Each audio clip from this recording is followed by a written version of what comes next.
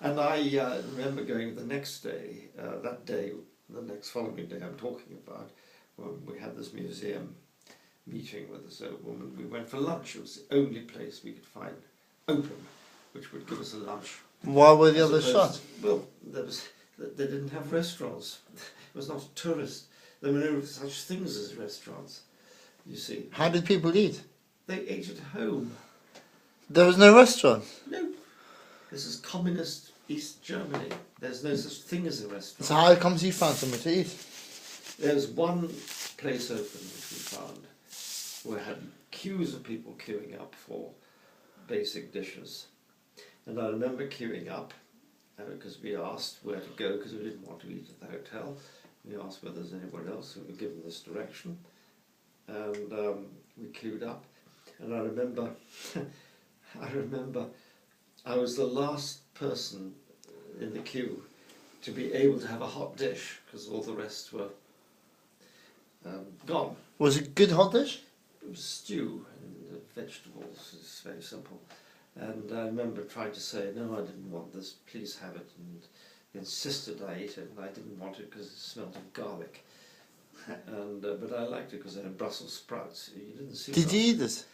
You didn't see Brussels sprouts in West Germany, but you saw it in East, rather like the English. Mm. So I remember sitting at a table, and opposite me was a Russian lieutenant. And he asked, we knew he came from England because we didn't, so immediately there was this kind of funny tension because on the one hand we were the enemies because they were communists and we were from England. Mm. On the other hand, he was very frightened because as a Russian he was frightened of what was happening as the Germans were frightened of the Russians. Mm. And he was trying to make friends of us and saying, trying to be friendly and asking what was going to happen and so forth. He was quite scared, even though he had... Scared of his future? He was quite, even though he had the military presence in that part of the world, you could sense that the Russians were scared. So, it was quite an interesting time. They were all very interesting. That is interesting. Very interesting. It was history in the cusp. And you were there? And we were there. Actually, I could have written... Very good timing. You came very good timing, and I knew it, but that's why I went. I insisted. Why wasn't I there? Persuaded Omar. Could write that down. Omar was, yes, they would have made a very good article at the time, and I could have printed out and sent my impressions immediately to the press, I'm sure of it. But Gina's mother was horribly opposed to us going. She said she wouldn't set foot in Eastern Germany. What did you find of the people in East Germany? Scared, friendly? Very cautious about talking to foreigners because they were frightened that they were being watched talking to foreigners, but very friendly and curious and just ordinary people. What were the shops like? There weren't any. I mean, literally there were just one or two shops in the whole of Weimar and Jena which were just sort of obviously state controls, and there was a clothes shop which looked cheap rags basically, and there was a butcher shop and there was nothing there, and queues for nothing. It was an eye-opener. Was it? Did you see people were happy or miserable? Miserable, and basically we saw that. I mean, you only had to look at it to realise that this regime had come to an end. It was just bankrupt. And you could sense it, and that's why the Russian KGB backed the end of it, and that's why it was good to see it. Did you think people were miserable? Well, nobody smiled. I mean, they were all queuing up and looking very miserable, looking at the goods without smiling. It wasn't the kind of busy, kind of thriving. They didn't get any retail therapy. Whatever it was miserable. There was very little there, and people were just shuffling around, not looking very happy, very poor looking. And that was Weimar, which we were told by the guide at Wartburg was the spectacularly interesting and wonderful place to visit. I mean, Eisenach was even worse. It was just deserted streets, basically. It was just nothing there. It was dead. No industry? Well, the only industry you could, I mean, I don't know, I'm not, Communism. the only industry you could smell was the brown coal and the sulphur. And it was fascinating. I mean, it was just a small part.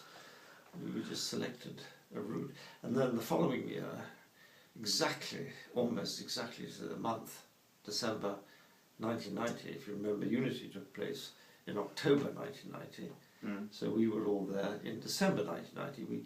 I was back, same car, Gina and I went, same route. Oh, really? And what were the changes? Dramatic. Couldn't be more dramatic. Wow. I mean, you reached Eisenach and the villages, and you had inns with obviously farm girls serving you with aprons, you know, the new tourists, you know. They wouldn't be there a year ago.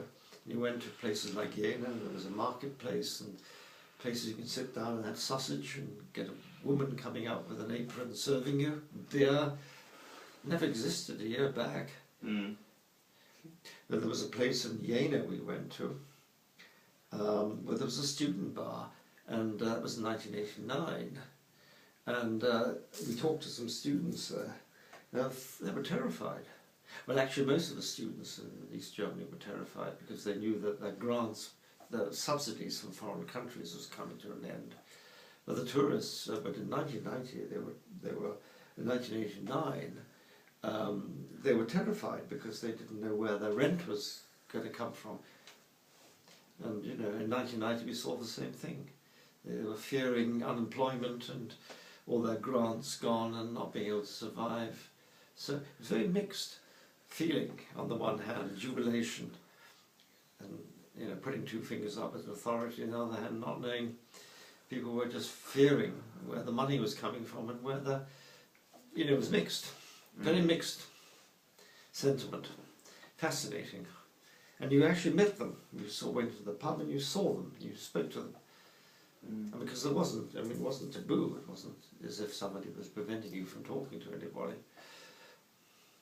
But in 1990, you saw none of the Russian troops there. They just obviously kept to their barracks, whatever the way. I never saw any of them. Oh, were they still there at that point? I think they were still there, subject to negotiation, but they were kept at barracks, obviously. But had no interest. But in Weimar, Did the Germans a year like? later, Weimar was just empty. I mean, all the streets, all the shops that we saw had gone, and all you saw were these sort of banks and smart new, because money had been pumped into Weimar for rejuvenating it, but it was dead. There was no economic life. It was just shops which were empty and modernised pavements and so on, where nobody in the streets anymore. Quite interesting. So there weren't improvements. Well, it didn't look as if there were. I mean, everything looked as if it was sort of artificially kind of, you know, heavy money pumped into it, which indeed was the case. But this is a very good demonstration of local history, of how the local history can actually illuminate the Did the national. Germans like the Russians? I had no sense of opinion when I was there. They took it as a fact of life when I was there. I mean, you had all sorts of emotions: anti-Russian, anti-West, pro-communist, anti-communist. It was extremely mixed. Nobody had any clear sense. And I remember back in 1990, I went back to Heidelberg for the Christmas. And I remember Gisela was there, and her family. I don't think anyone else was. And I raised my glass to a toast to the new Germany, being the United Germany. And there was a shocked silence. None of them approved of this. Why? Well, because they'd been so used to it, they didn't think it was any good can come. I think Gisela feared the nationalist uprising and German nationalism. And Gina's mother said nothing. And so no one raised a toast? No, Gina's mother raised a glass to it at this time, but I mean, she was so anti-communist. Did you talk to any communists in East Germany who actually would rather? Yes, not in So you actually regretted No, that? not in 1990. I didn't meet anyone But you were who claimed to that be far. communist. We met students, we met ordinary people who talked. Some people really actually like the community spirit of it all. Yeah, despite well, it being we so didn't. cool. We didn't hear anything except everything was smart. Everything was empty. We didn't see any people very much on the streets in 1990, and those we saw were in the pubs, which tended to be students, and they said they didn't know what their future was. They feared the future. So it was not a sense of complete jubilation by any means. People were just baffled because they didn't know any different. How could they? I mean, most of these people weren't even born back in 1949 when the whole thing began. Right. The division took place. They had no recollection or memories of what things were like. Or they grew into. They've been brought up in that regime. So you think Germany's a better place now that it's reunited? Well, it's not. It is united, but it isn't the old Germany in the sense that Germany was about a third bigger. I mean, the old Germany was much bigger. What is now East Germany was central. It used to be Central Germany.